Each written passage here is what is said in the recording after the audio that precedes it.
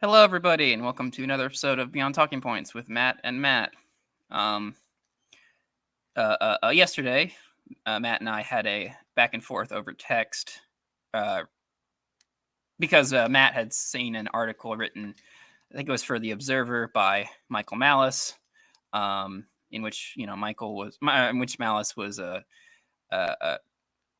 putting forward, the question of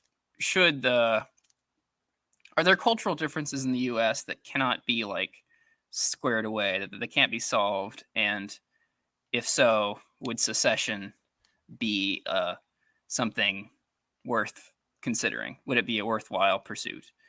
We were having a back and forth because I think our approaches to the question are just very different. You could say, I guess I was taking a slightly more practical approach. I was interested in, or I am interested in, how one would get there, and what would be the necessary steps to get there, and what material conditions would be necessary for all that to happen. And I think Matt is sort of approaching it a bit more as a thought experiment. And I mean, it's a legitimate question, not a thought experiment in the sense that it's useless, but a thought experiment in the sense of what would our first principles be about the situation, or would we support the situation just based on the kind of world we want to live in, the kind of society we want to establish. But I guess where I want to start, and we've had multiple disagreements on this so far, but one of them is how relevant the Civil War is to the secession question. But I just want to bring up the Civil War really to make a specific point, and that is the South seceding was a threat to the federal government's authority. Now, of course, it wasn't really until the Civil War and Abraham Lincoln that the federal government really solidified its power. So in the end, the federal government gained it got a lot more power after the Civil War than it did before the Civil War. But even so, I think any government is threatened by secession. I think every government sees secession as undermining its credibility, because if anyone can just leave leave a country or a confederation or whatever at any time, that sort of raises questions about is this even a legitimate nation state, or is this even a legitimate or political organization? So, and when I see people talk about secession, what I see a lot of, the way I see a lot of people frame it is a question of rights. Like the South did not have the right to secede, or the South had the right to secede. And I just think that's a bad way to start the conversation, because if secession is a threat to those those in power in any country, then of course they're not going to give you that right to secede. Now, I don't think if Vermont, wants to try to secede tomorrow or votes to secede tomorrow, it probably wouldn't end up in a civil war in the way that it did in the 1800s. So it's definitely not. When I bring up the Civil War, I don't want to give the impression that it's going to be, boots in the ground, bloody massacres everywhere, and it's going to be, complete chaos in the streets. In that way, Matt was comparing, say Vermont seceding tomorrow to what's happening with Brexit. And I think he's right, I guess, insofar as it would be a legal question, really. It would be a lot of bureaucracy, a lot of paperwork, less than, boots on the ground. So I think that's a good place to begin. I just want us I think I'm really mostly interested in what secession means in the given the political and material circumstances that we find ourselves in. I'm really thinking about it almost from a Marxist perspective. What would we need for secession to be possible? Whose support would we need? What would we have to do? That's the most interesting question to me, because if it's not, and this is sort of why, in many ways I'm like skeptical of a lot of political philosophy and political theorizing, because if it's not necessarily a plan that we can implement, or there's not like steps we can take to get it done, then I sort of think it's an idle question. Now, I think there would be a lot of practical problems, and I'm not sure it's going to happen anytime soon. But one more thing before Matt jumps in. In principle, if I have to ask myself the theoretical question, I don't think I'm against secession. I'm not necessarily against someone leaving a political union. To be honest, I mean, if someone really wants to leave, the U.S. or the European Union or whatever, it's like I don't really see why they shouldn't be allowed to. But there might be reasons why. It's not really a yes or no question in my view. There might be some instances when I would be for secession. There might be other instances when I'm more skeptical of it. But yeah, so in principle, in theory, no, I'm not opposed to secession, but there's a lot of other reasons why I think that question in and of itself might not be the best place to begin the conversation. Yeah, I'm pretty disinterested in what you're kind of referring to as the more principal or abstract questions around it, because that's not what I was trying to get at. I almost thought the way you were approaching what I was trying to ask you was, we were both trying to talk about practical consequences, but you were asking what would it look like in practice and like how to get there, and I was asking, is it an admirable end in practice? So I wasn't really asking, are you like philosophically opposed to, or if anybody is philosophically opposed to secession, like, yeah, that's not really interesting. And like we've talked about Spooner, right? And how he, he goes to the Constitution and talks about why it's illegitimate, and that's how you could argue, like, oh yeah, these states have the right to secede. I don't really care. Like, I'm past the point where like I don't really listen to a lot of like podcasts that cover U.S. history and the Constitution and certain elements, because I kind of think that's I mean, if there's anything I learned from Supreme Court rulings over the last 50 years, it's that the Constitution can really be pulled in whatever way people want it to be pulled. So yeah, I agree with you. That's not a very interesting route to think about it. So I was pushing you on the other end of it. And then before we move forward, to reference the Civil War, because that's like the messy thing people's heads jump to when they hear secession. There's just so many, I think, obvious reasons why it's not analogous to modern times. One of which is just on North American soil, how much bloodshed have we seen that's like government versus government, or government versus like any type of civilian? And the answer is like very little, and I don't think that is palatable. Like, it's already seen as human rights issues when random people are attacked by the government for whatever reason. So I don't see like the national, even if they said, oh, we're going to put the National Guard in Texas or the National Guard in Vermont, it's like they're not going to be mowing down people. It's not going to be a United States version of Tiananmen Square. And there's no reason why the United States would immediately go to war with the state that left, right? Just because it's next to it. So a lot of those types of intuitions that you'll see, like those types of takes on Twitter, because the other reason came up was because national divorce was trending on Twitter. So that's kind of why that old Michael Malice piece came up. And I was like, oh, I wonder if Matt's seen this. So I was just kind of spitballing it out there.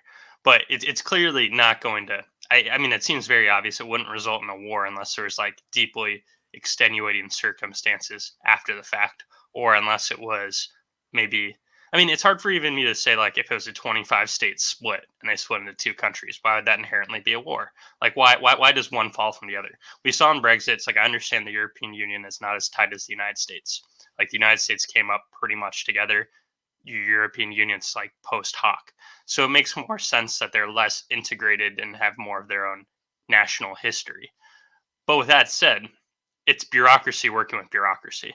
And if a state does mobilize that type of like radical ground up support, I don't see why they wouldn't have something more similar to the Brexit situation, where it is bureaucracy working with bureaucracy to sever necessary ties and negotiate other ties. That just seems like more like the most obvious scenario of what to expect. And I only emphasize that because you and I were talking about certain conservative, squishy conservative thinkers before we started recording. But I don't know if you know, but Dave French wrote a book in like the last year or so, and it's essentially like a quarter of the book is kind of saying, "Hey, U.S., come back together, guys. We're all people." And I kind of really hate that line of thought. And I know like we've had people on the show kind of say stuff like that before, and I've kind of been like, "Yeah, that doesn't resonate with me at all." But then after David French says that, he kind of goes into like three hypothetical scenarios that could lead to like secession, and it's almost like weird fanfic. And obviously, like all of them end in disaster because David French is writing it. And David French hates the idea of secession. None of them are, you know, um, anticlimactic groundswell of support and state nationalism, essentially leading to wanting to leave the federal government. And it seems like something that's kind of anticlimactic but natural is what I'm imagining when I pose these types of questions, like what could lead to secession. It doesn't necessarily have to be like one pivotal event in the news. And that's how people like David French think. They think like, oh, something crazy has to happen. Then Texas secedes out of nowhere. And then something bad happens that starts a war. And it's like, no, that's random. But I know we want to talk more about the political aspect of it. But that's kind of my opening spiel on and thoughts, general thoughts on the topic. Yeah, so just to tie a bow on the Civil War point, I think the main reason many people often bring that up when you talk about secession is simply because it's sort of assumed. I don't think this is right, but I think it's assumed that the Civil War solved the legal question of secession. The Civil War showed that no, Vermont and California and New Mexico are not allowed to secede. They are part of the federal. They are part of the United States of America, which is and they are under the state government is under the federal government, and we are one union, and we will stay that way. Now, of course, the mitwit point would be like, well, but the American Revolution was a secession of sorts. So it's like there really isn't a legal solution to this problem. But people people think there's a legal solution to this problem because the South lost. So it's just sort of post hoc rationalization for, for why the North won the Civil War. Yeah, it's like the midwit point of being like, well, if you don't like it, don't you remember last time somebody tried to secede in the Civil War? And that was like that was like the overwhelming sentiment on Twitter, which just shows why it's a cesspool that you shouldn't be on, right? Because it's just like people are like, oh, if you want to secede so bad, go to the South and lose. And it's like, wow. But then the midwit point is saying, well, the Declaration of Independence was declaring your independence in an unlawful way. The fact of the matter is, like, if there is and I know we're going to talk about incentives, but if both parties decide that they're going to move forward with secession and they don't want a war, peace will be struck in some way. Like a deal has to get struck, right? So it will get figured out on its own. And any type of like glorify, like I don't want to say glorifying, but any type of grandstanding about Civil War and being like, oh, you guys are going to be the bad guys in secession, just like the South was in the Civil War. Like all that's just rhetorically charged, like MSNBC Joy Reid level of analysis. And like there's no reason for us to touch that with the 10-foot pole. Like if anybody starts like responding to thoughts with that, you should just be like, okay, pat them on the head, be like, okay, you've now identified yourself as a person who cannot have unique thoughts. That is cool. You tried. You're not a person who will be helpful in this conversation unless you are inadvertently motivated in the way that fits what we want for society, not through your own, free thought and novel qualities. That's okay. People like that exist. So yeah, I'm glad you clarified that though. Yeah, sorry for jumping in, interrupting you. Yeah, so I guess I'll explore a little bit. I am less and less sympathetic to the idea that the idea of the United States of America. I think when I was younger, when I was first, getting into politics as a teenager, and I was less. I mean, I don't think I've ever really felt that much patriotism, to be honest. But um, I was like more taken in by this idea of like, yeah, well, I'm an American, and we're all kind of Americans, and this is like a great country, and we should stick together for indefinitely. Um, but and I don't know if this might partly be like a generational thing. This might not even necessarily be like high level, analysis of principle here. But I am, as I get older, I'm becoming less and less concerned with the fate of the United States of America as a whole. I mean, obviously, I can care about my friends. I care about my family. I don't want to see like a global, economic crash, or I don't necessarily want to see like a lot of. No, not as we said, it probably wouldn't end up this way, but I don't want to see like tanks in the streets and citizens being massacred. Like obviously, I want the material conditions around me to be beneficial and healthy for me and my loved ones. But I'm not going to sit here and, say that if a state wants to secede, I'm no longer really interested in this, this idea of nationhood, or this idea of, we're all Americans. And it actually, I mean, if I'm allowed to go so far, I sort of think we're a failed experiment. I think we've had a good run, and I think there are certain. I mean, there are certain aspects of American culture or the American ideal that I would be sympathetic to. Others not so much. And I am, I am an American in the sense that I was born in America and I was influenced by American culture, and I can never fully get away from that. But I'm more interested in like bigger questions than the state of nationhood, or I'm big more interested. I'm interested in bigger questions than just the nation. The nation question in and of itself. So one idea that I kind of wanted to bring up, and this might have been why I wanted your thoughts on it, is I used some phrase when I was talking to Keegan on his podcast where I said like homogeneity doesn't scale. And so we were talking about like the rise of China and how big can China be and stuff like that. And it seems obvious to me that if like if you think of empires growing and invading more places, you lose any type of like narrow homogenous culture or values just because out of pure size.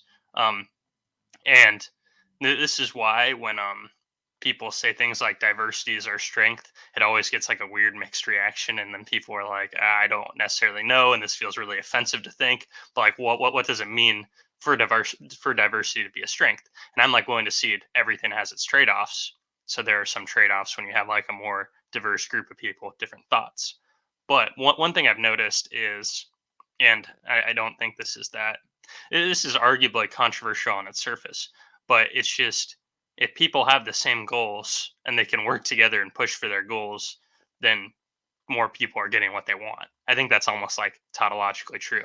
So if you have like if you had like a self-governing, plot of land, it could be, 15 square miles. I don't care if it's a city, but 80% of them have like a generally same political views, and those people can essentially put in what they want their little area to be and then dominate that little area with those values unadulteratedly in like a very partisan way.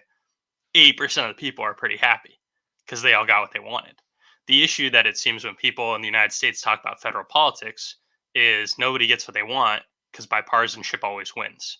And a lot of the things that are wins for one side or the other are kind of like in the culture wars or the rhetorical in nature. And the thing that ends up happening is bipartisanship is what happens when like all these things come together and they scale.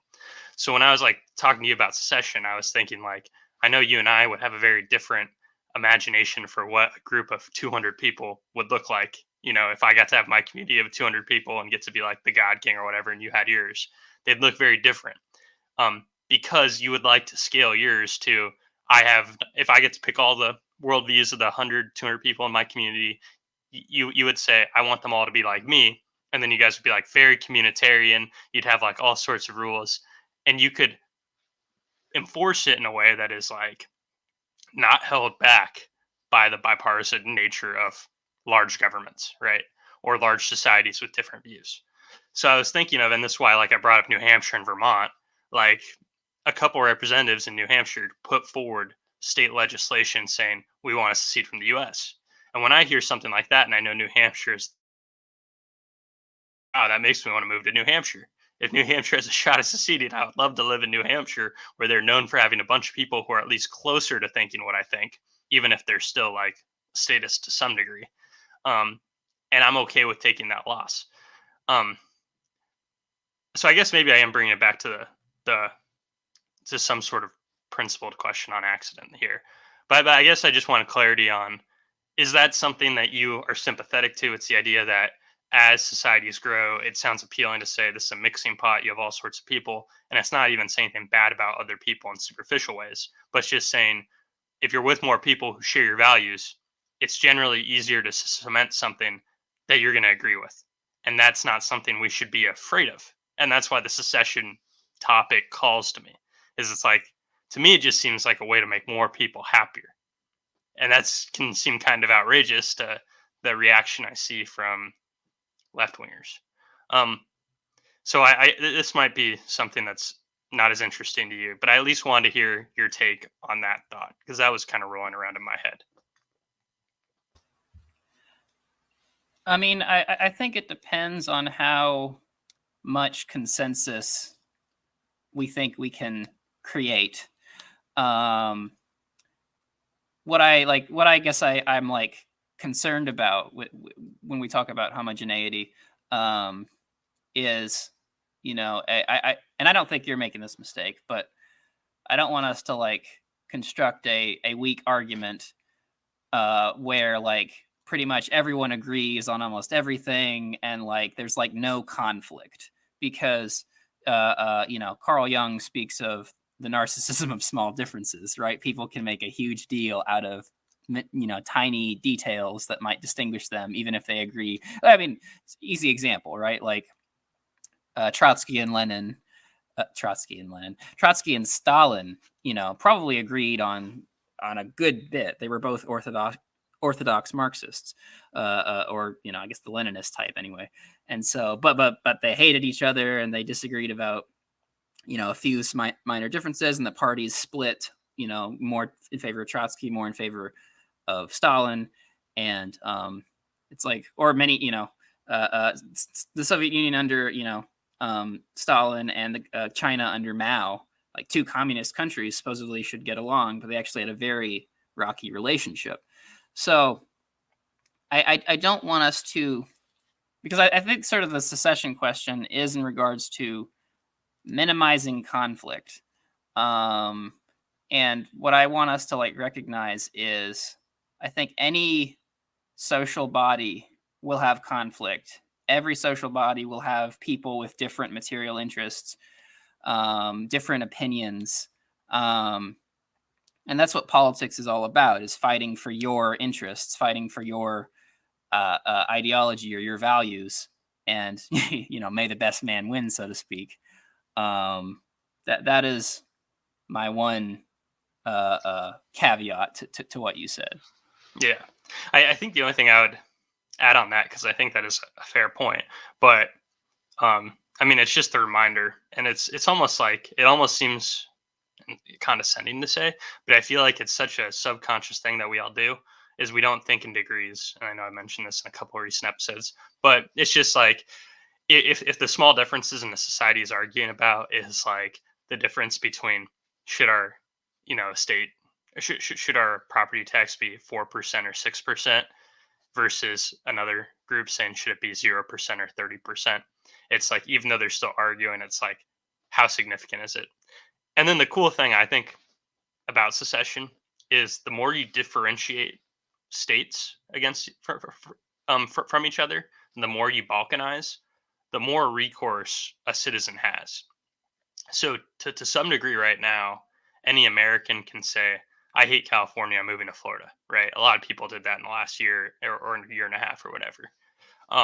But no matter where you move in the United States, there's like a large, like almost, I don't think it's unfair to say the majority of rules in the US come from the federal level.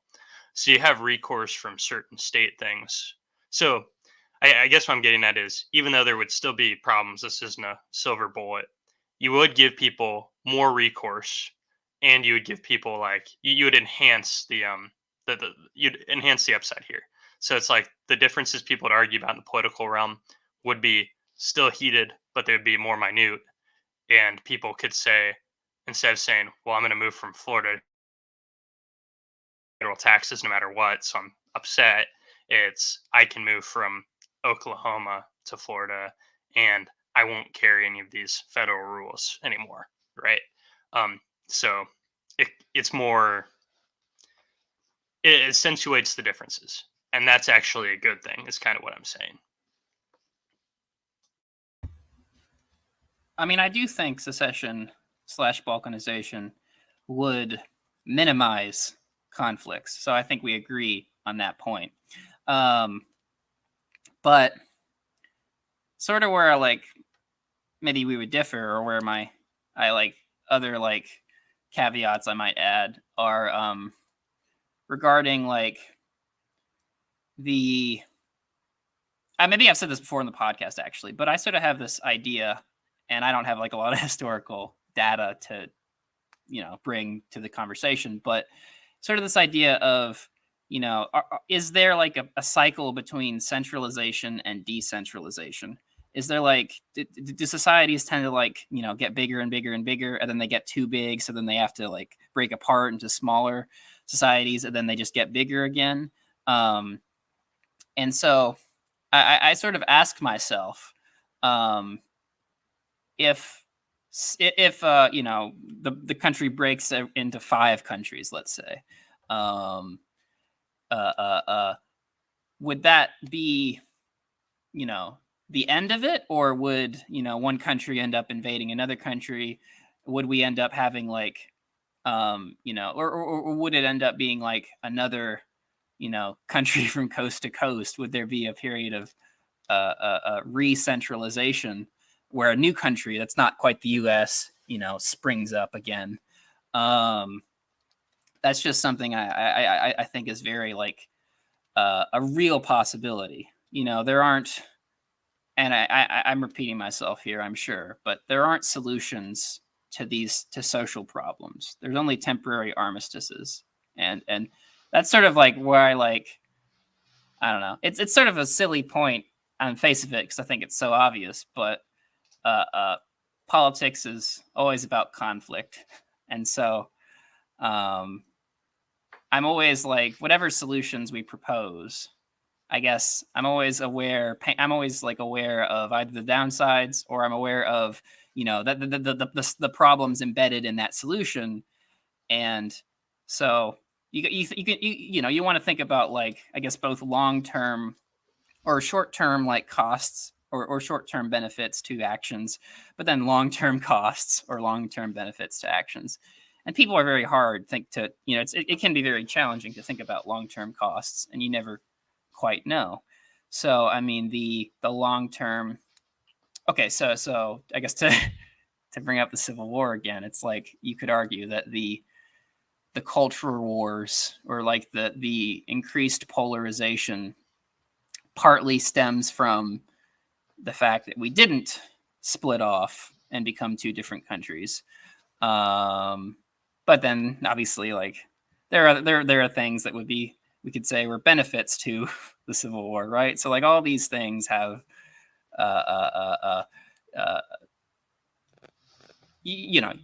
every action has consequences, and then the consequences have consequences ad infinitum. So this kind of goes back, I guess, to the several conversations we've had on this podcast regarding strategy. Yeah. So okay, so the two separate thoughts here are, I think I'm with you on that cycle, And I think I've given myself a satisfactory answer for why I'm with you on that cycle. And normally I'm like, I don't like that. That's a weird meta narrative based on generalizations, and I don't feel like there's a reason to assume that's the trend. But I think the way it generally goes is centralized control has negative impacts on a place's I guess how to put this, growth, right? So it's harder to grow if you're bogged down by rules at a leader's whim. If it's central planned, that leads to all sorts of catastrophes. But also, if it doesn't lead to catastrophe, it usually does add burdens. So at the least, it slows. Um, Now, if I rewind a little bit and then talk about the flip side of the coin, which is decentralization, if you're not inhibited by certain types of restrictions and people are taking action from the ground up, that leads to the best growth for people, because that type of stuff isn't like, oh, well, we want this type of company to exist. So even though it's failing, we keep it alive. You don't have these types of waste that when people send signals that they don't want it, they don't get propagation to to however degree you have it is better than centralization in terms of growth. Now, something that we've touched on a little bit is archetropism, and there it's just I guess, a philosophical way of looking at power, put forward by this YouTuber named Popular Liberty. He has a podcast, and I don't want to butcher one of the laws, but I'll just say this idea is in his framework somewhere. It's the idea that the greater economic power you have, the greater political power is associated with it. And what you're kind of getting at is decentralized states grow, and as they grow, they are more powerful, and now they are more appetizing for people to invade, because it's like, well, now you have all these production centers, and unless those have strong governments that will defend them, then you're kind of thinking, well, are they going to get invaded? And then guess what, we get centralization again, which is what we currently have. So have we gone in a circle? Is there any point of even talking about the circle? Why don't we just accept the circle? Because even if we do secede, we're going to get reabsorbed again. I guess I'm not as willing to be fatalistic about it, because I'm open to the idea that with technological advances, I know this is kind of, it's not that it's lazy, it just can't be proven. But the idea of paradigm shifts. So earlier when we were talking about the Civil War, I just openly kind of made an assertion, and that assertion was something like, it's hard to imagine a United States version of Tiananmen Square happening in Vermont because Vermont decides to secede. And in that assertion, I'm pretty much saying there's been a paradigm shift for the types of violence that is acceptable in a first world country. Now, you could point to a lot of things that happened not that long ago, like, like less than 100 years ago, that were absolute atrocities that happened by humans. And somebody could say, well, we're humans and humans are capable of these types of things. Um, but certain types of military technological advantages make it harder to believe that the United States can turn into that type of war zone, as long as we're a first world country. That's an assertion. I'm relying on a paradigm shift, and it's hard to, because you don't have proof that we've made that shift. I feel comfortable saying that, though.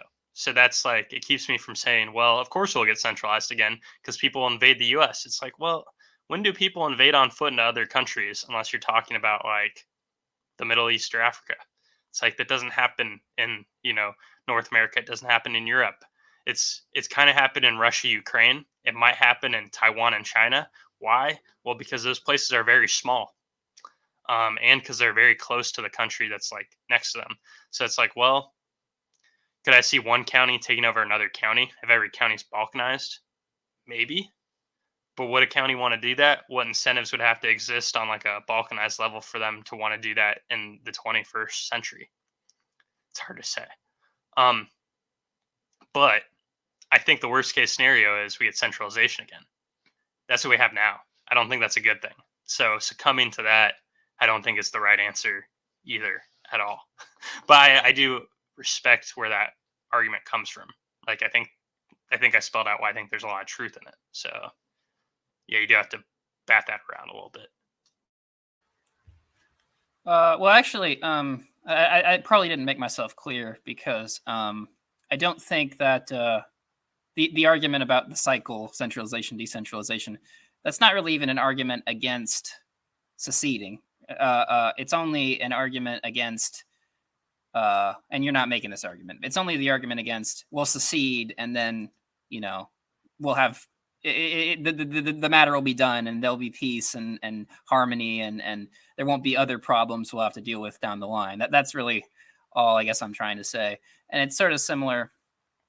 So like you're bringing up the idea of probably not going to have the type of conflict in America in a first world country that we see in a third world country, and I think you're right, but at the same time, again, a lot of I think sometimes people can let the type of progress we've seen in the past 100 years or so get in the way of other more like primal forces or other like historical phenomenon.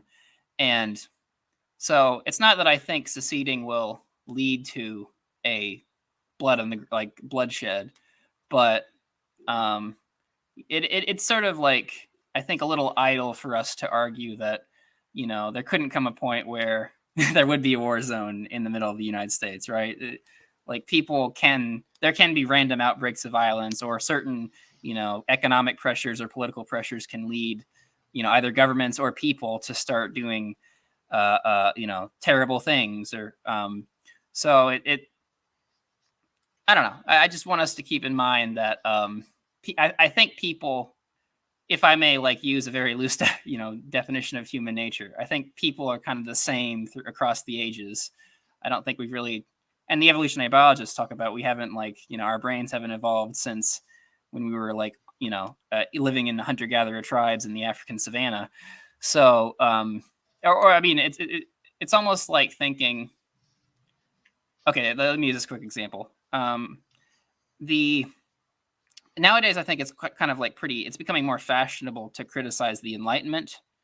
And why is that? Because I think it's because of the 20th century, and it's because of communism, and it's because of fascism and Nazism, and it's because what was thought of as civilized Europe became one of the most barbaric places, where atrocities were committed, and this was, I mean, nowadays we sort of just take this for granted, and this is why a lot of people, sort of internalize this idea that we're like secretly bloodthirsty monsters, and they have a negative view of human nature. But it was sort of a shock to the system to be like, whoa, but we're like Europeans, we're civilized, we're like noble people, and how could how could mass genocide happen on our on the continent like this? How could this outbreak of violence and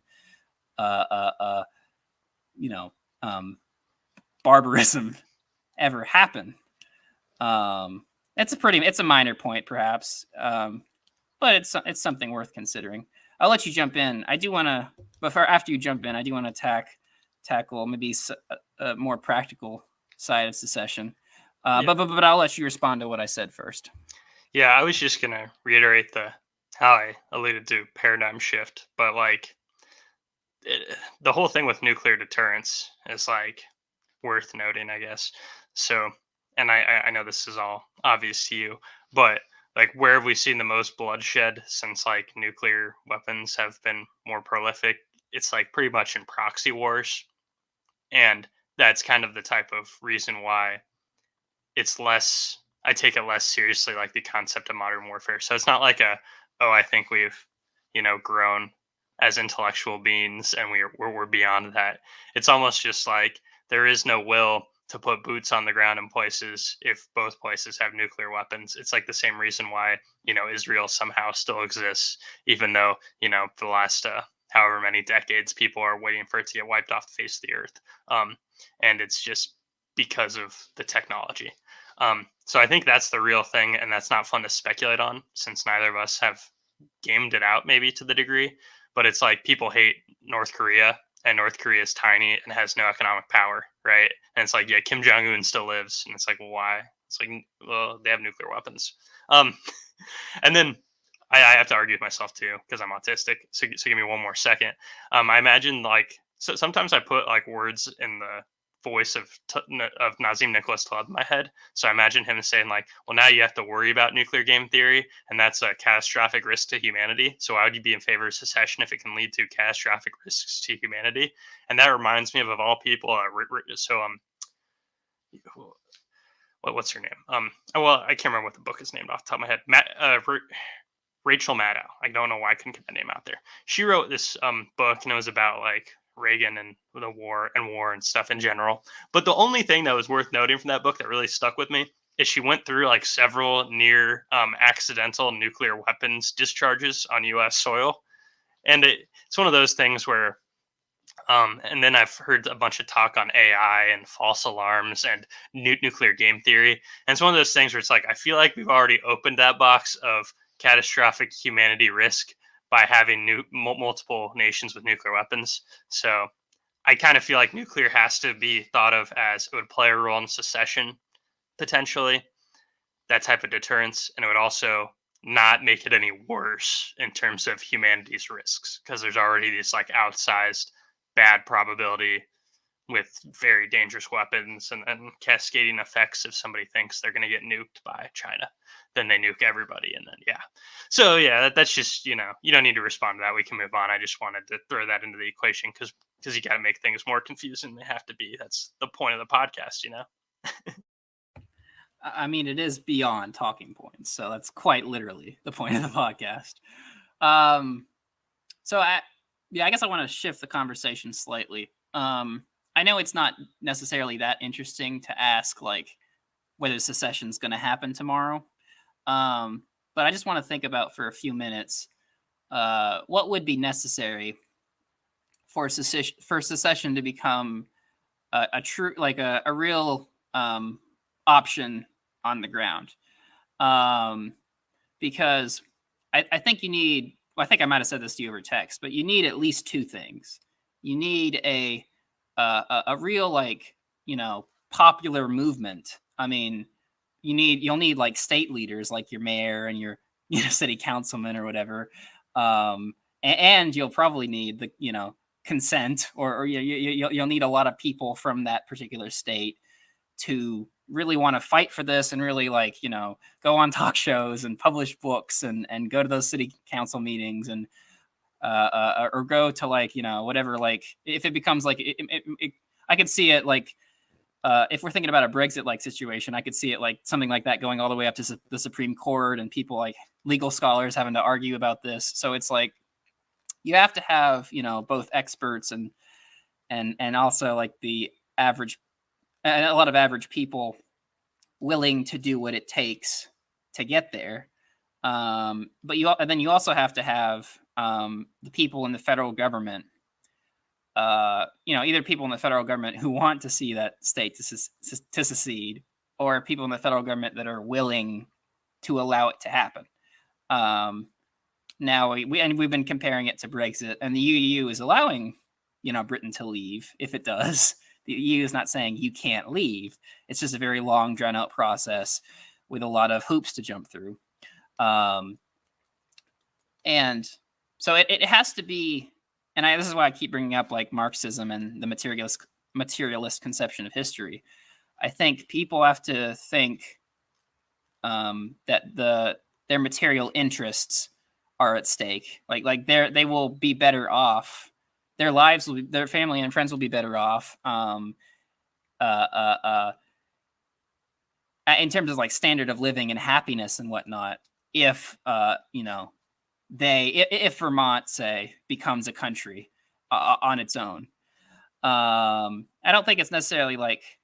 And I was thinking about this because I was like, when we were texting last night, I was sort of like, I guess one reason I was getting frustrated is I was almost feeling like we were debating a point of like science fiction or fantasy, but that's not quite, that shouldn't really be how I frame it, because I don't think it's something that couldn't happen. I don't think secession is like an impossible thing to happen in the sense of like, in this, I don't think aliens, a civilized, a highly, a technologically civilized alien race is going to come down tomorrow. Like, I think secession is far more likely to happen than that. So it's like, it's not a question of science fiction or fantasy, but it is.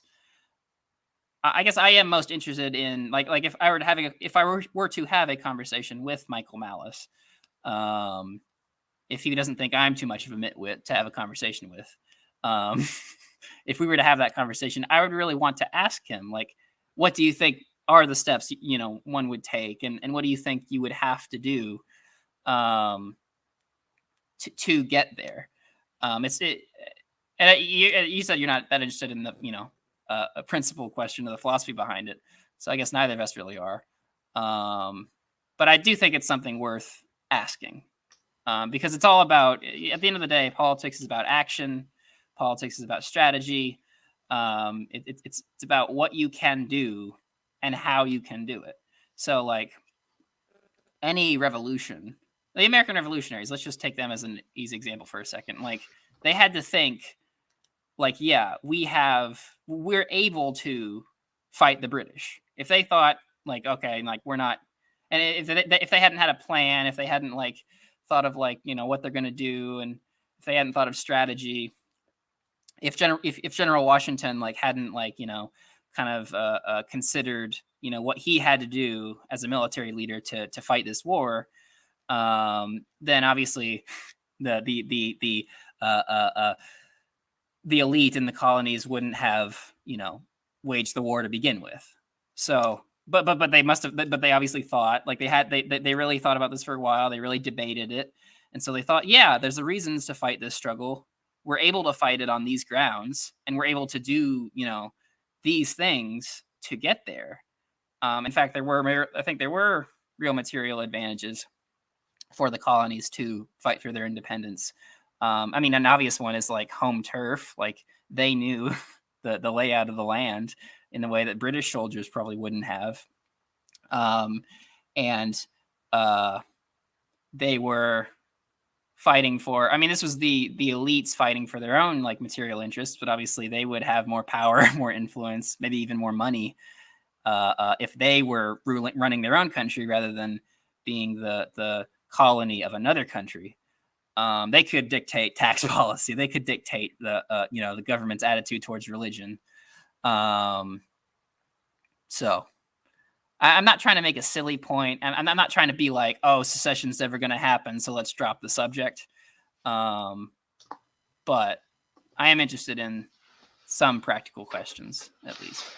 Yeah. So okay. So to handle my first thought was, okay, the one thing I want to bring up first is the economic idea of a transaction cost. So, imagine you bought a home tomorrow for 400 grand, and then 2 months later you found out it was worth like $575,000. When you bought it for 400 grand, you probably wouldn't have bought it for $575,000, but you don't necessarily want to sell it now. It's worth $575,000 because you're moved in, it's hassle to move out. There's certain transaction fees that go along with selling that house. You'd have to find somewhere new to live. It'd be a lot of hassle. So a lot of times people just are like, whatever my house is worth now, I don't really care. I'm just going to keep going with what I have. Because of these transaction costs end up being a disincentive to change, right? So I like imagine you were in Texas and you like scored your well-being as an 80. And then you thought if Texas wasn't part of the United States, it was self-run, it would be an 83 for me. That doesn't mean you should secede in a lot of people's heads, because imagine if for the next 8 years, in that process of separating that bureaucratic nightmare and creating new systems to replace it, your livelihood was like a 70. So you're pretty much saying like, it's not like it's going to go straight from 80 to an 83. It might drop to like a 70. So even though like that's temporary, and like if you looked at it like an annuity or something in finance, it would still make sense to secede. People don't think that way. People react and make certain decisions a lot of times over waiting the short term. That's a big disincentive for seceding. Now, I will say, I think the fortunate elements of this is a lot of things that happen in politics are curated from, and this is fortunate in terms of I'm in favor of secession, so I think this is fortunate. But a lot of things are curated from a small amount of people who put ideas in the public conscious, amplify ideas, and those ideas become popular. Not a lot of ideas are politically popular for rational reasons. To knock on the right, I like Trump more than I like Democrats, right? You know this, Matt. But I didn't agree with a lot of his economic policy. Um, if you polled Republicans when George Bush was president and asked them what they thought about, or when Obama was president, that's a better example. If you asked them what they thought about free trade, they were overwhelmingly for it, because you have to think of like the time of Mitt Romney and stuff like that. But then by the time Trump was, in office for a year, Republican support for free trade had essentially plummeted. So to some degree, public opinion is curated, or it is amplified by people supporting certain ideas. So, and then because you're bringing up the Revolutionary War, it did cross my mind to bring up the whole 3%er thing, where they say like only 3% of the people fought in the war. I did read something that said that was probably more like 6%, but that's like the myth of, if you have this minority that is strongly in favor of something and pushing it, it can happen. Now to get to the more nitty gritty political side of it, the reason why I could see it being possible, and it's not just saying, well, Trump got elected, it's not just saying, well, Brexit happened, it's more saying it's like the rise of talk radio has amplified thoughts that are less politically palatable in Washington, but they are politically palatable to the individual. And certain states are more polarized than other states. So if you have a lot of people who are on the right in a state and they're the overwhelming majority, and they're not just right wingers, they're the right wingers that think all the right wingers in Washington are awful, those people in their state houses elect people who are far more right wing than people in the federal government. So I guess what I'm saying is it's possible for state legislators' incentives to be more aligned with radicals than it is for the people in Washington. It would have to get to the point where, to whatever degree, it's harder to fight with those states and say you can't leave than it is to make them stay. So like Ted Cruz and anybody who's an elected senator, even if they're in like the Tea Party, will probably always be anti-secession, because then they lose their job, right? They're about retaining American national spirit and fighting for their region, but they aren't championing, I would rather leave. But there are probably people in Texas's legislature that they're not necessarily publicly willing to defend it, but they're overwhelmingly supported by people who have said they're in favor of seceding from Texas for like probably a lot of their career. The question is, why hasn't Texas seceded yet? Like, that's been a joke, or at least like a meme of some sorts, for the whole time I've been engaged with politics, or like the last 7 years or so. And I think it's just a combination of, since people don't think it's politically palatable, there is no official movement, and it's like Texas has gotten bluer over time. So Texas is really like, the conventional wisdom is, oh, Texas might secede, but Texas actually has like a counter movement that would cut against them ever seceding. It's more like Florida that's getting more red, or New Hampshire that's getting more red, or Vermont that's like independent but blue and really blue are the ones that I'm like, well, maybe cascading effects could happen there. But yeah, you can give your thoughts on that, and then we'll probably fight on details. I mean, there's not that much to fight about, honestly, with what you said. But to respond, I'm going to respond in my usual roundabout way by bringing up a random person, and this time it's John Locke. So John Locke, he, as you learn in government class in high school, was very influential on the founders. Jefferson's phrase, life, liberty, and the pursuit of happiness, was basically plagiarizing John Locke, who said the government's role was to protect life, liberty, and property. But I bring this up because John Locke has this idea. It's a very Enlightenment idea. Partly why we're the influence of this idea is sort of why we're asking this question at all. This idea that the people's will is what matters. The government has to respond to the people's will, and if the government ceases responding to the people's will, then according to Locke, people have the right to to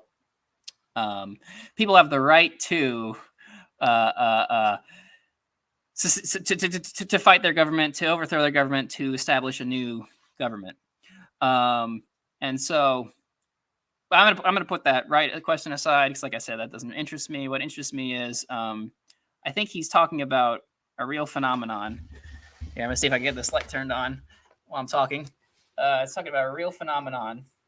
I tried. He's talking about a real phenomenon, which is, if a government lacks a certain amount of support, then I think either support or it hasn't brainwashed its people well enough, then I think it will run into the problems. It will have to make concessions, or it might even fall apart entirely. Like North Korea, like why haven't they seceded, or why haven't they overthrown their government? Part of that is, I think, probably brainwashing. I mean, I don't know, sounds maybe mildly conspiratorial, perhaps, but yeah, I mean, they're very they curate their books, they curate their the media, the television, and I think they probably. I mean, there are just dissidents in the North Korea, obviously, who want things to change and probably are attempting to organize opposition movements. But I suspect a lot of people in North Korea are just so taken in by the government's ability to curate information, even more so than, say, a country like the United States, that it makes it almost impossible to have an uprising, a popular uprising. So I basically what I'm trying to say is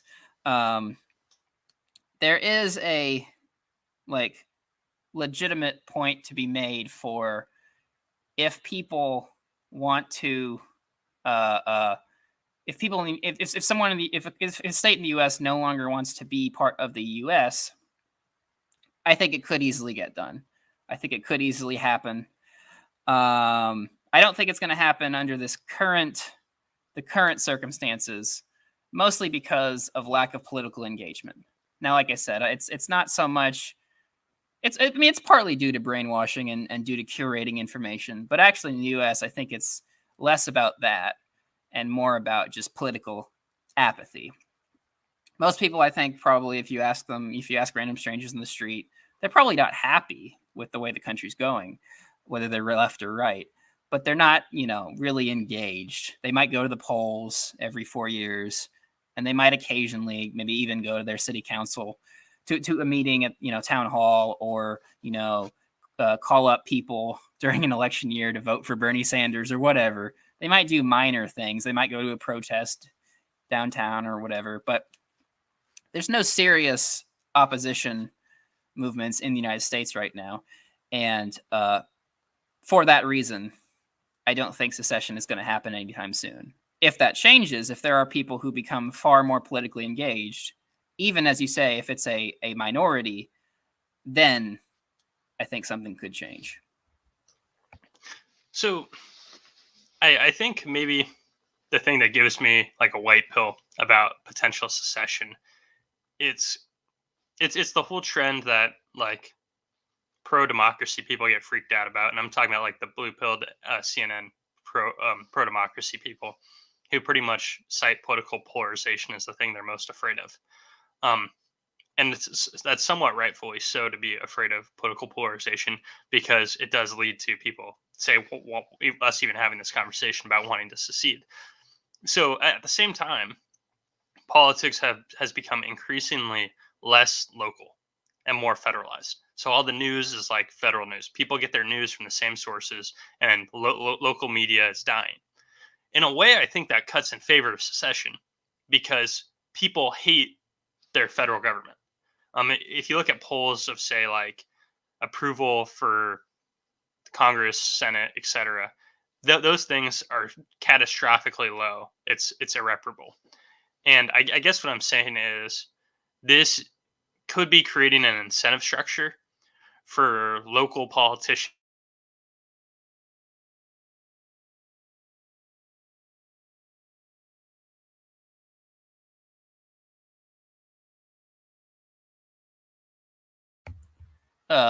Matt, you're breaking up. Are you there?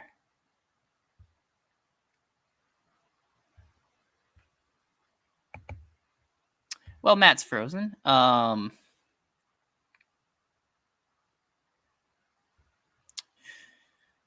I don't know if it's my Wi-Fi or his. Anyway,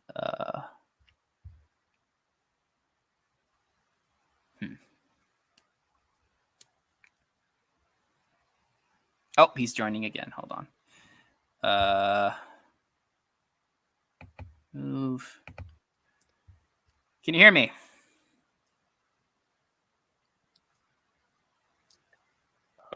Are you able to hear me okay?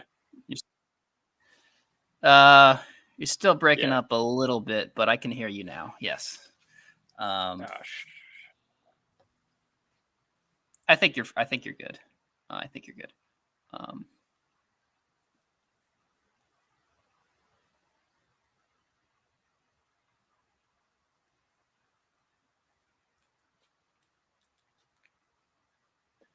Okay. How about now?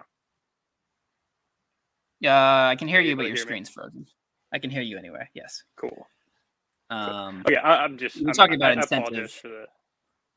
Yeah. And I apologize to people who are gonna watch this, especially because I'm too lazy to edit it too and I put on a podcast feed, so that's kind of funny. Yeah, it's So gonna be so more now. annoying to people that listen to it on the podcast feed. Yeah. Anyway, Well, they could handle a minute of bad audio. But sorry, my computer decided that was the first where it just kind of turned off. So I'm on my phone. And I apologize for any lower quality audio. But what I was saying is the incentive it's like on structure. C-SPAN where people call in and it's just Other than terrible audio. Anyway, sorry. Go ahead. Jesus Christ. So I guess what I'm saying is like the incentive structure can shift to where it makes sense for local politicians to now have the opportunity to grab power. So talk radio incentivizes like, and I use that colloquially because I know it's more like independent media now, like Tim Pool or Rogan or whatever. But that incentivizes people to like be very critical of the federal government and also be more in favor of things that will never happen federally. So you have like Pod Save America, who are like very pro $15 minimum wage and blah blah. Well, this is an opportunity for the people who do have power locally to implement those ideas on a local level, but it's also to boogeyman the federal government. So it's like this is kind of a race to the bottom in terms of how long can I badmouth, say, Congress, and then say, we're going to do all this stuff and Congress is the bad guy for why we're not there yet. So it's an opportunity for people who are in red states that are getting redder to say, we're not going to stand for you paying these types of taxes that we don't see come back to us. Oh, we're losing business because of this bad government policy. We're going to do something about it. We don't want any part to do with them. And then you might think, well, is it really in their best interest to now be part of a smaller nation, right? But it could be yes, because now you're like the governor of Texas is now like you're not responsible, you're not reporting to, a ton of other bureaucratic institutions. Every position in Texas is now more powerful. So it's really just like a game of who blinks first to some degree, if that makes sense. But I think this is a switch that's to flip. And it does require, as you were saying by bringing up Locke, it does require ground support to get going. So it's just, is this going to naturally become the political consciousness? And I will just say the other thing that made me bring this up to you, and I think this is funny, is when national divorce was trending on Twitter, there's like a very like blue pill type response from a leftist saying, if they don't want their Medicaid, if they don't want, and then they list like 7 other government programs like separately, then they can leave. And then I was kind of joking, like, if libertarians, instead of converting people on the left, can just push every like blue pilled lefty to respond with, that's fine, leave all your government programs. If we just get them to say that point, then it's like, well, maybe if Texas or Florida goes to secede, people who are the AOC type left wingers will be like, well, that's good. Right leaning states end up taking more money from the federal government than left leaning states. Let them leave. We'll do better without them. And if you can get that type of inflammatory response, like you could have something there, and it could be a win-win, even though they don't, even if they're convinced that it's not a win-win because the Republicans are actually shooting themselves in the foot, you can let them think that. So that's where I see it kind of being plausible, I guess.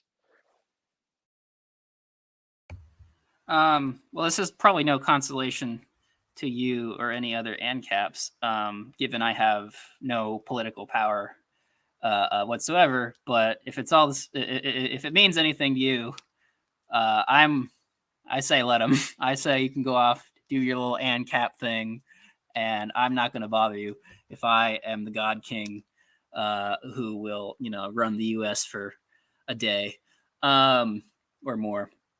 But I mean, I guess at this point then we're sort of just asking ourselves how likely people are to act on their hostility towards the federal government. I guess I'm just leaning on the side that, and this is a more empirical question. I'm just leaning on the side of, if you can still hear me, I'm leaning on the side of, right now at least, no matter, even though people are extremely frustrated with the federal government, I don't see them acting on that frustration. I think they would have to get even more frustrated. And I think perhaps, maybe we'd have to have an economic downturn or something. I think there's some other compounding factors that might have to happen for people to take direct action. But like I said, I think I could see myself be willing to be, I could see myself supporting secession. We brought up Vermont. It's like, well, I probably share more in common with Vermonters in terms of policy than, say, many Kentuckians, which is where I'm from. So it's like, if Vermont were to secede and I moved to Vermont, that is probably a more ideal political arrangement for me. Because, like we said, there's the conflict is less, or the conflict is downsized to a degree, and Vermont is small enough to where, my ideal of, like, more direct democracy. Maybe Vermont couldn't be a full-on direct democracy where you vote for every single thing, but since it's smaller, the people, the average person, the postman, the preschool teacher, the firefighter, they would have more of an ability to act, to make decisions, to dictate policy. And so I am in that sense, I would be totally in favor of that. I guess the only, like, if I really want to argue against myself here, I guess my question is, how, has globalization and has internationalism sort of made localism not impossible, but far more difficult? Because a lot of the issues I think we're dealing with nowadays, culturally and economically, they are issues which I sort of do scale up to be international issues, such as, say, nuclear deterrence, or such as, capitalism is an international phenomenon. So if you're, critical of certain capitalist ideas or policies, you would really want to fight it on an international level. But there again, maybe it's a cycle of, more localism and more nationalism versus more internationalism, and maybe, these things are just, which again doesn't necessarily invalidate action, but it does sort of point to just general trends that might happen throughout history. I do actually want to ask you sort of a question that would lead to some food for thought. Did you want to respond to anything I said beforehand, or? I would just say the globalization whole thing is like, with the Trump presidency, everybody's kind of like, can we put the genie back in the bottle? So it's like, we have globalization. Trump wanted protectionist policies. Can that really jive with the modern world? And to the degree that everybody's going to have globalized relationships, like, that's not going away. But it doesn't mean that government has to be global. I don't think those two things are related. So that's kind of why I think it might be a moot point to me, even though it's like, I do recognize that globalization is far reaching. It's almost like, that's fine though, because secession is a question on governance and not a session of commerce. to some degree. But that was the only point I was going to make. I mean, but wouldn't you say financial incentives? This isn't the question I was going to ask, but wouldn't you say financial incentives are, I mean, I know you would criticize state capitalism until the cows come home, but wouldn't you say that the issues with state capitalism really do go far beyond the United States or the UK or France, and it's really a lot of financial interest is international, and a lot of people involved in financial policy or foreign policy, it comes from people who they're not necessarily tied to a specific culture or a specific country, but they're tied to a new global order, which requires certain which requires politicians to make certain moves in certain directions that go against localism and go against the direct action of citizens of an individual nation state.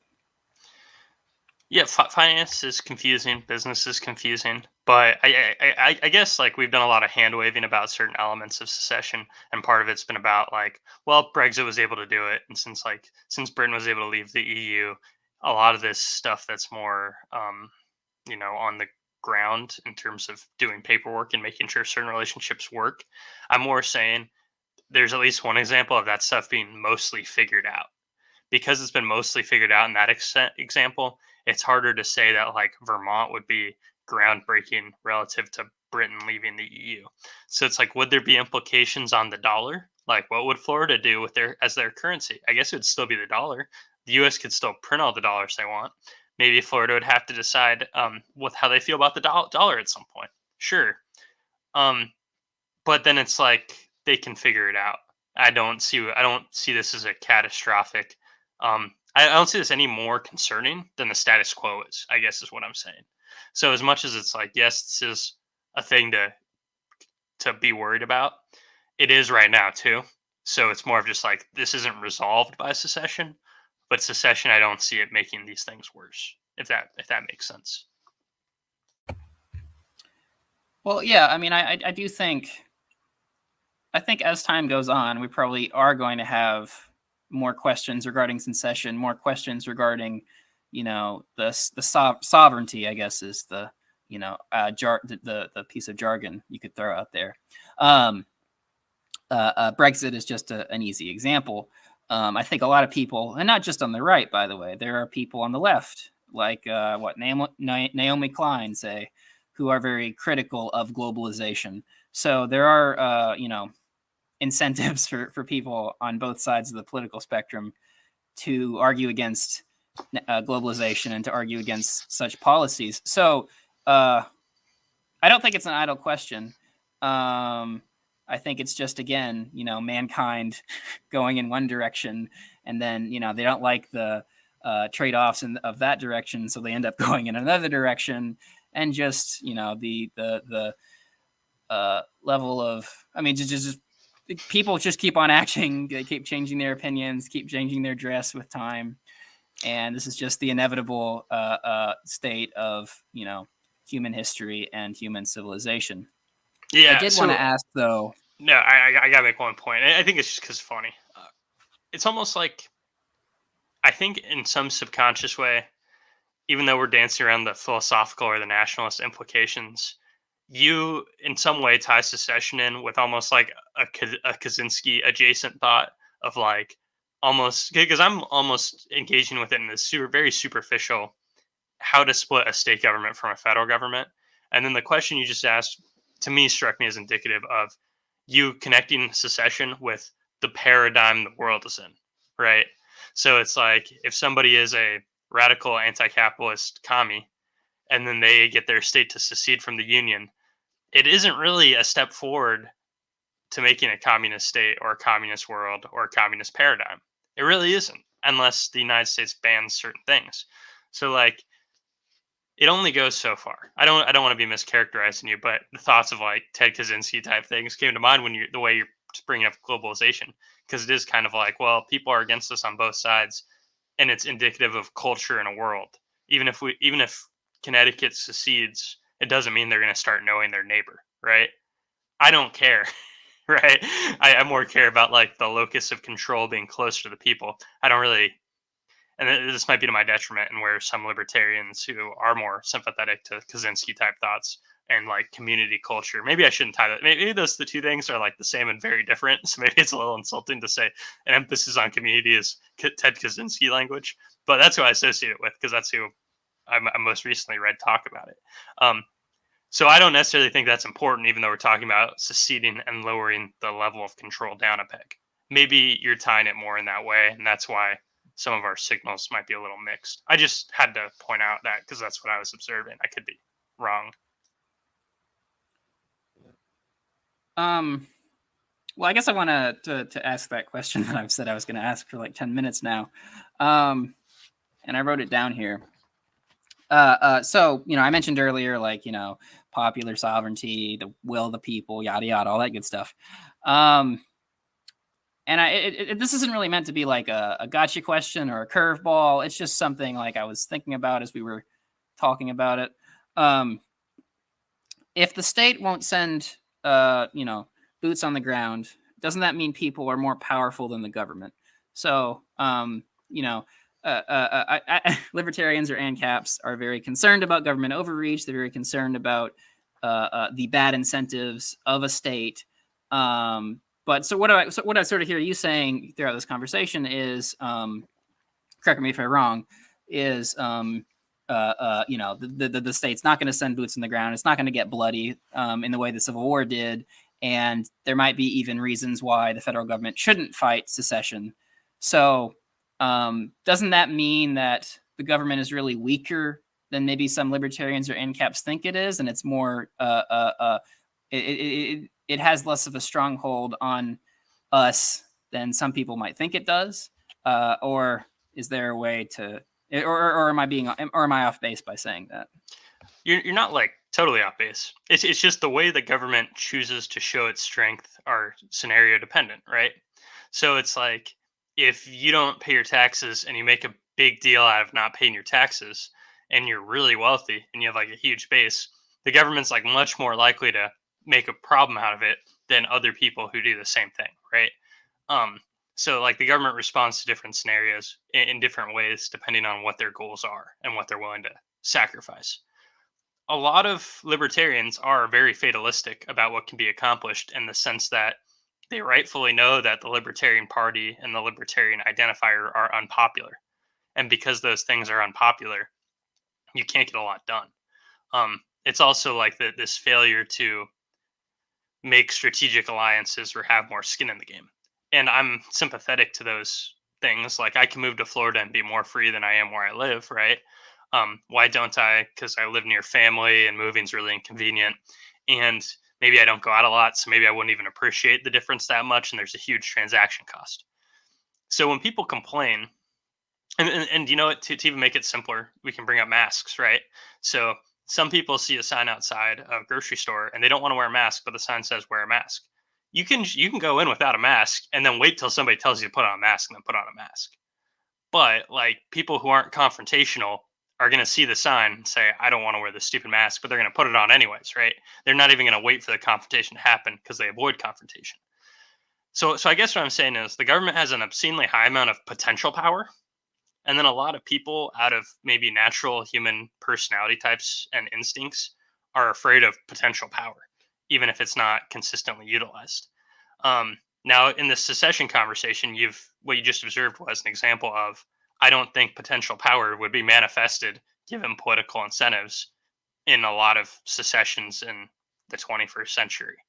Um, does that mean the government's less powerful or more powerful? Not really. It's just an observation on how power interacts with political movements and people, right? But I think that's worth noting. But I give, and I know you intentionally said this isn't a gotcha question, and it's because I think like all that stuff it operates in like a non-linear, codependent way, and that's why it's just I tell you a lot that like certain arguments bother me, and I'm very kind of vague about it. But there are certain types of non sequiturs that like make it that get turned into memes where it's like, oh, this person, this type of protest isn't okay because COVID, but this thing is. And it's just like that type of linear thinking, even if it points out a bias, it doesn't usually have the backing of something honest that like takes into account how everything is multivariable. Um, so I think multivariable analysis is how you have to look at power in the state. That's really what I'm saying. I could have just said that in like 5 words. Um, so yeah, sorry, but you got to listen to my whole rant. So there's something there. No, I mean, I think I'm actually surprised. I was expecting this conversation to be a bit more antagonistic and a bit more fiery, but I'm actually finding we're not disagreeing on a whole lot. I think, well, I mean, we are disagreeing on a few minor points, but I think we end up, as is often, actually, this is often the case, and it's kind of funny, but we often end up on similar sides, but for very different reasons and looking for very different ends. I was just going to make the joke that we agree, except that you want to live in the seceded Vermont, and I want to live in the seceded New Hampshire, right? So it's yes, like you're okay with me moving to Texas and leaving, even though like you don't want any part of it. And that's like I think that's really yeah, where I I was want thinking about people to be. Yeah.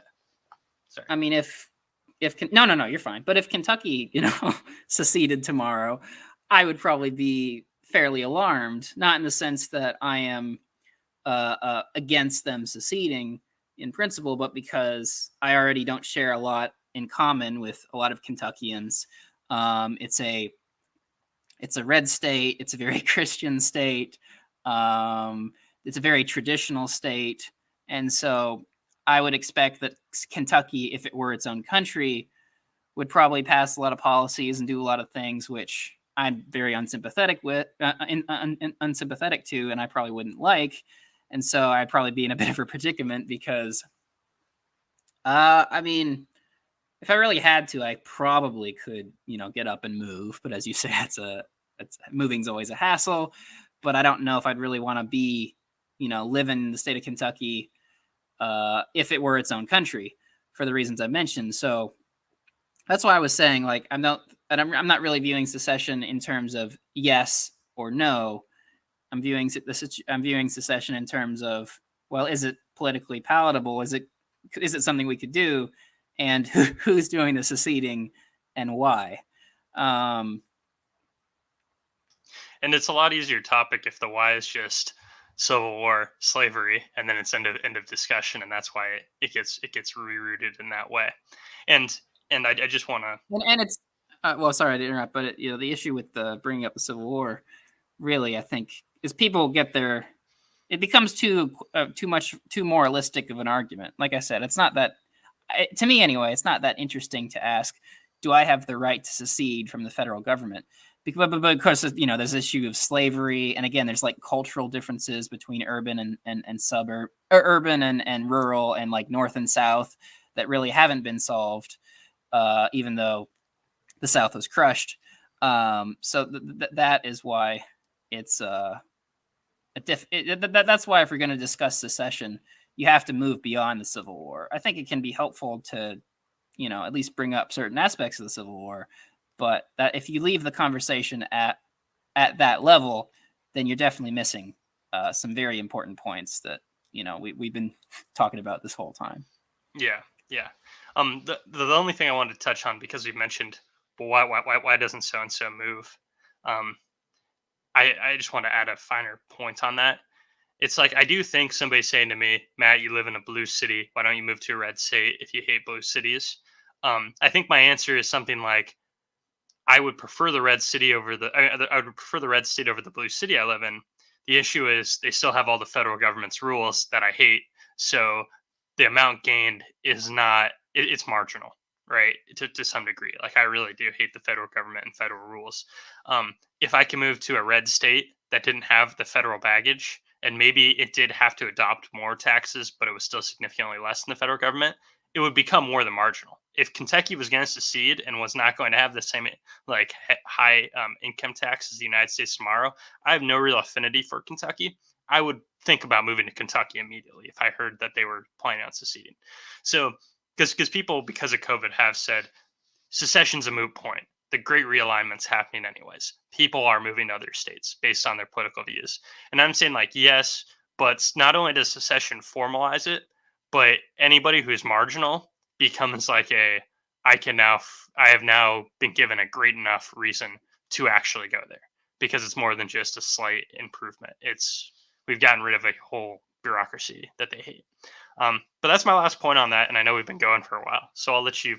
I don't know if you're comfortable with what you've already said, or if you want to add a few more points. But then we can sign I think off. I'm good. Cool. Okay, well, that was I knew this wasn't going to devolve into a shouting match, even though we were kind of arguing yesterday, so I'm happy with that. Okay, you can find me Text on is a bad form of communication anyway. So yeah, well, yeah, that's why I was struggling out. It's like, yeah, it's hard to communicate anything that is indifferent and nuanced over text without sounding like you're like angry. So it's very challenging, and that's why, as I was gonna go into plugging Twitter for a second, Twitter's horrible, and I've just badmouthed it for a whole episode of our show. So you can find me on Twitter at Matthew T Keck, and you can find Matt here, Matthew Hazelwood, at Matthew Hazel WO and then 8. You can find his other content, The Philosopher's Guide to the Apocalypse, where he's been doing some interviews with other people, discussing other topics. And I have the Obey podcast, which will eventually come back to life in some form or other with more content. But yeah, we kept you for an hour 26. So if you listen this far, I appreciate it. Hopefully you can check out more of our show on YouTube or any podcatcher just by searching Beyond Talking Points. But other than that, I guess signing off for now is Mad Matt. Thank you.